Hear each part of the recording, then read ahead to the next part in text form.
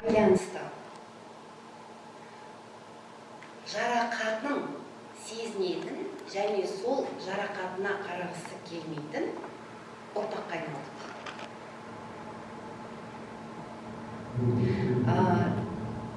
Бұл қазіргі кезде эпигенетика, одан бөлек түрлі теориялар бар. Осы теорияларға сәйкес, қазақ тіліне байланысты нені және кімді жоғалттық деген сұрақта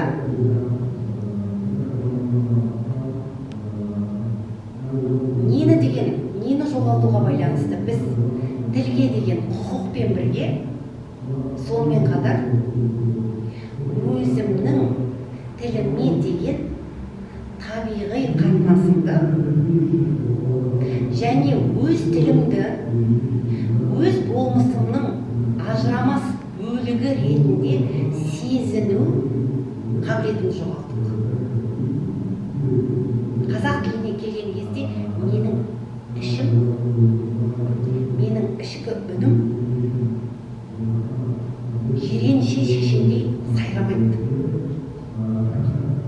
Қазақ тілі жиренше шешен үшін табиғи қабілет. Ал Нұргүл үшін, Ләйла үшін қазақ тілінде үнін шығару, қазақ тілінде қабырғасымен кеңесу, қазақ тілінде ішкі үнін әлемге жеткізу қазір табиғи қабілет емес. Біз бұл тілді жүрегімізбен, 62 тамырымызбен сезінбейміз. Яғни осы нені жоғалтудың арқасында қазақ кімді жоғалтты? Қазақ өзінің тілін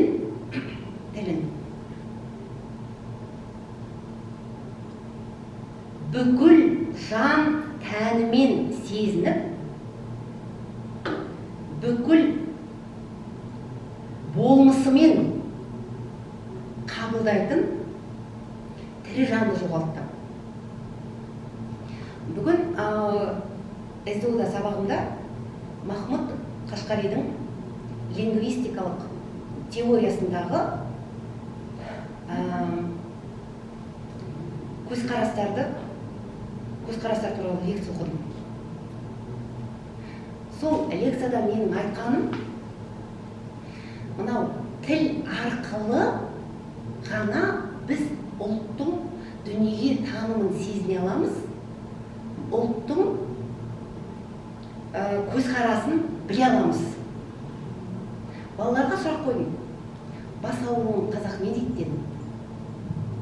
Осы жерде бар ма? Бас ауруын қазақ не дейді? Сақина дейді. Яғни сақина қысат басты. Содан кейін мен айттым, ал жан аурулары қазақ тілінде қалай айтылады? Есі, ол санаға байланысты. Ал жанның аурулары. Бұған келген кезде бізде өте көп теңеулер бар. Бұның өзі нені білдіреді? Бұның өзі қазақтың жанына байланысты өте көп және өте терең байлықты білдіреді. Міне сондықтан да біз нені жоғалттық деген сұраққа жауап бердік. Яғни ол құқық және ол қабілет тілге байланысты.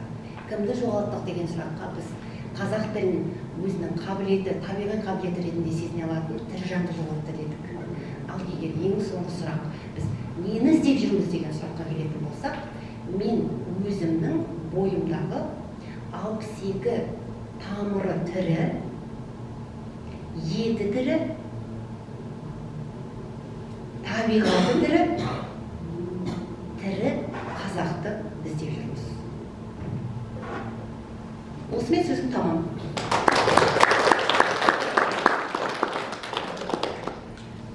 Ал енді құрметті қонақтар, Нұргүл ханымға сұрақтарыңыз болса, сұрақ-жауап сессиясына көшеміз.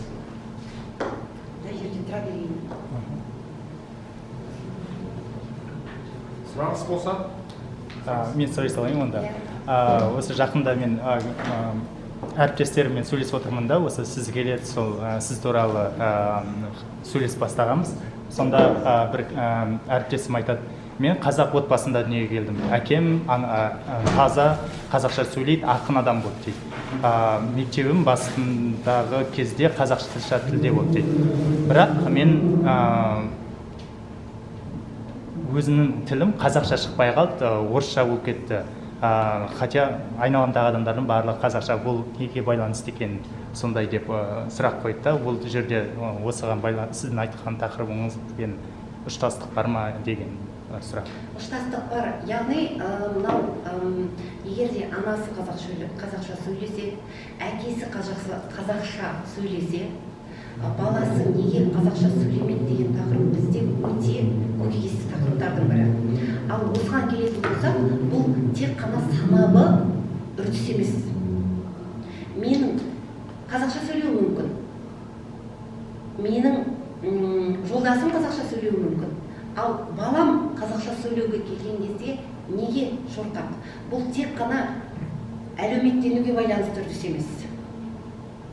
Бұның астарында мен екі бүгін теорияны келтіріп өттім.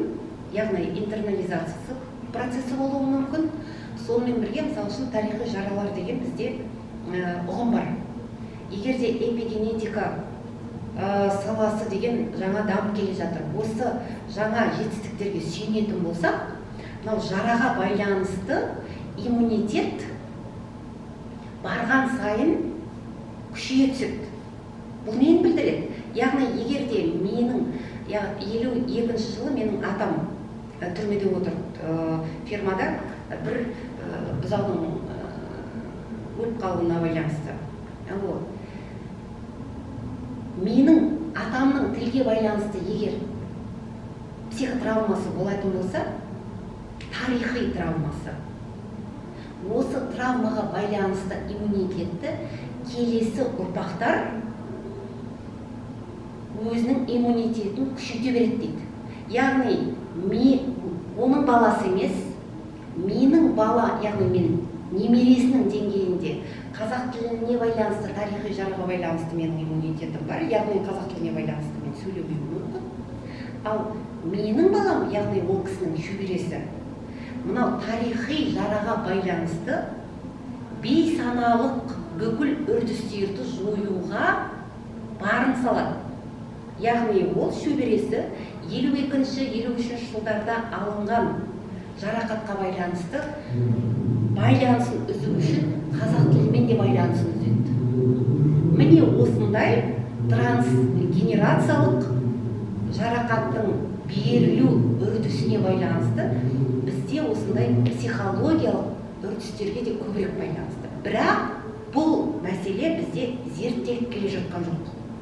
Неліктен, мысалы үшін, осы жерде барлығыңыз қазақша сөйлейсіздер. Бірақ сіздердің балаларыңыз қазақшаға келгенде менің орысшамның ажақ бер жағы. Неліктен? Себебі ол шөбере ұрпақ. Яғни менің атамның тарихи, мәдени жарақаттарына байланысты оның шөбересі иммунитеті өте мықты. Және қазақ тіліне оның жолауға келгенде бейсанасы жібермейді. Бізде, мысалы үшін, Ролло Мэй, Юнг деген үлкен ғалымдар бар. Сол ғалымдардың айтуынша, адам ол жеке сананың ғана деңгейі емес, ол ұжымдық сананың тасымалдаушысы. Яғни менің балам қазақша сөйлемеуі, менің қазақша сөйлемеуіме байланысты емес кей жағдайда. Менің баламның қазақша сөйлемеуі оның шөбере ретінде тарихи травмаға деген жауабын қалыптастыруы.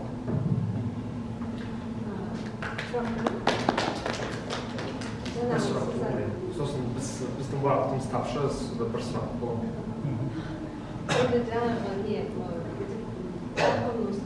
проблема, шөбере ретіндегі балалар барлығы сөйлемейді. Оны енді қалай өзгертіп істеу керек? Ең бірінші, менің қазіргі кезде түсініп отырған дүнием, жарақатты, яғни жабулы қазанды сол жабулы күйінде қалған кезде шөбереден кейінгі мынау шөпшектің деңгейіндегі иммунитеттер одан сайын күшейе береді. Яғни бұл нені білдіреді? Менің азатымның баласы қазақ тілі дегенді мүлдем түсінбеуі мүмкін. Осы болмау үшін жабулы қазан жабулы күйінде қалмай, қазақ тіліне байланысты жаралар жан-жақтан жауды іздемей, үміті жоқ, 30 жыл болды біз ары қарай өзіміз тасымалдаушымыз интернализация заңына байланысты. Яғни жабулы қазан жабулы күйінде қалдырмай, қандай біздің тілге байланысты жарамыз бар, қандай мәдени жаралар бар, қандай тарихи жаралар бар. Осы тарихи жараларды алдын алудың қандай жолдары бар деген сияқты бір адамның деңгейінде емес, осындай қазақ тілін сөйлеу ұйымдарының ғана деңгейінде емес, жараларға байланысты түрлі зерттеу жұмыстары жүргізілу керек. Сол зерттеу жұмыстарын жүргізу арқылы солардың нәтижесін алған кезде ғана, мысалы үшін кез келген диагностиканы жасаған кезде ауруға байланысты біз алдымен нәтижесін көреміз, сол нәтижеге байланысты белгілі бір шешімдерді қабылдауға болады. Ал егерде мынау индидженез деген қалай қазақша айтып жүрсіздер? Байырғы халықтарды, мысалы үшін қарайтын болсақ, мынау байырғы халықтардың жаралары зерттелмегендіктен, байырғы тұрғындар Австралияда, Америкада деген сияқты, олардың тілдері де жойылып кеткен тілдер өте көп. Міне сондықтан да қазақ тілі байырғы халықтың тілі ретінде саналмас үшін жабулы қазанды жабулы күйінде қалдырмай, тілімізге байланысты қандай жарамыз бар, оны кеңес үкіметі өткеннен басқадан іздеу емес, менің бойымда қазақ тіліне қатысты қандай жарам бар деп жеке және ұжымдық деңгейде біз зерттеуіміз қажет. Сол зерттеулердің нәтижесіне байланысты біз белгілі бір дүниені жасай аламыз. Ал біздің қазіргі келе жатқан үрдісіміз бұл қазақ тілі байырғы халықтардың тілі ретінде саналып, белгілі бір жоғалудың алдында. Көп рахмет. Келгеніңізге сізге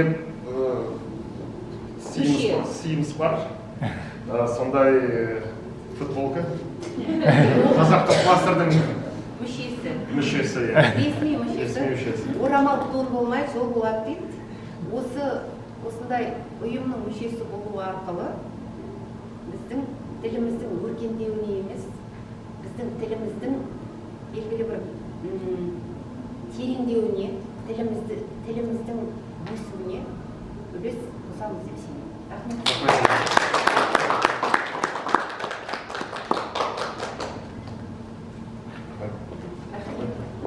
Енді сіздер кешіріңіздер, менің ұшағым кешкі сағат 9-дан өткенде 10-дарда еді, мен ары қарай қайта берейін. Барлықтарыңызға рахмет, алтын уақыттан. Рахмет, Нұргүл ханым. Мен айтып кетейін, мен Совет үкіметінде өзімді